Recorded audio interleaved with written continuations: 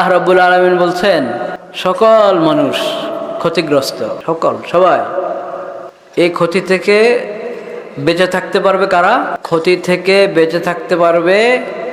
শুধু ওই মানুষরা যাদের মধ্যে 4টা গুণ আছে। কয়টা গুণ?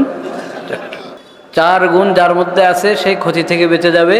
যার মধ্যে নাই সে ক্ষতি থেকে বাঁচার কোনো উপায় নাই। দুনিয়াতেও ক্ষতিগ্রস্ত, আখিরাতেও ক্ষতিগ্রস্ত।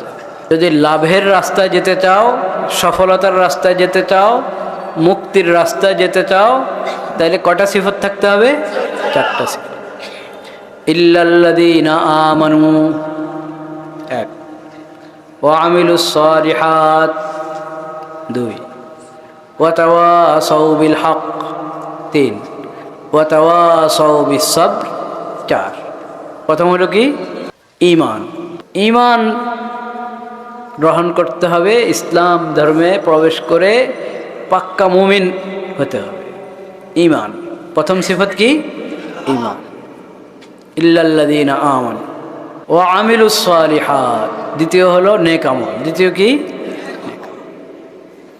3, ওয়া তাওয়াসাউ বিল হক, হকের উপর মজবুত থাকতে হবে। একা হকের উপরে থাকলেও হবে না, নিজেও থাকবে হকের উপরে, অন্যদেরকেও হকের উপরে থাকার জন্য বলবে, তাকিদ করবে, একে অপরকে বুঝাবে হকের উপরে থাকার জন্য, একে অপরকে সহযোগিতা করবে। কটা হলো? 3টা। 1 নম্বর ঈমান, 2 নম্বর আমলে সালেহ, নেক আমল, 3 হকের উপর মজবুত থাকা এবং পরস্পর হকের উপরে থাকার জন্য উপদেশ দেওয়া, তাকিদ করা, সহযোগিতা করা। 4, ওয়া তাওয়াসাউ বিস সাবর। ঈমানের রাস্তায় থাকতে হলে, নেক আমলের উপরে নিয়মিত মজবুতির সাথে, দৃঢ়তার সাথে নেক আমল ধরে রাখতে হলে, হকের উপরে মজবুতির সাথে থাকতে হলে বিভিন্ন পেরেশানি আসে, কষ্ট আসে, বাধা আসে, বিভিন্ন অবস্থার সম্মুখীন হয় মানুষ, পরীক্ষার সম্মুখীন হয়। তখন হকের উপরে থাকা অনেক কষ্ট হয়ে যায়। তো এমন অবস্থায় ধৈর্যহারা হয়ে হক ছেড়ে দিলে হবে? তখনও কি করতে হবে? সবর ধরতে হবে, ধৈর্য ধরতে হবে। ধৈর্য ধরে হকের উপরে মজবুত থাকতে হবে। চতুর্থ গুণ হলো সবর। নিজেও সবর করবা, অন্যকে সবরের জন্য বলবা, সবর করতে তাকিদ করবা।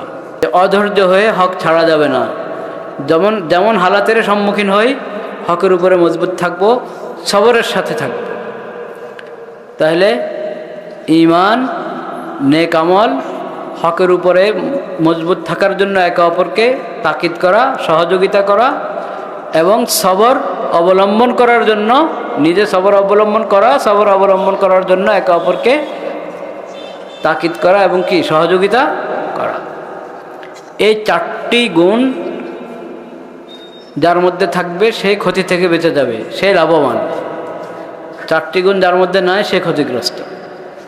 আমাদের সবাইকে এটার ফিকির করতে হবে যে আমি যেন মজবুত ঈমানওয়ালা হয়ে যাই।